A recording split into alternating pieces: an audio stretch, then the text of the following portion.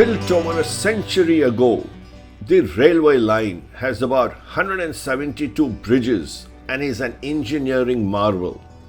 Its two tunnels, dating back to 1934, were entirely dug and carved with chisels and hammers and pickaxes and shovels, making this railway line an extraordinary example of human skill, willpower, and hard work. All this made it a truly memorable and enchanting train trip and the perfect way to end my journey to a place that echoes the sound of silence.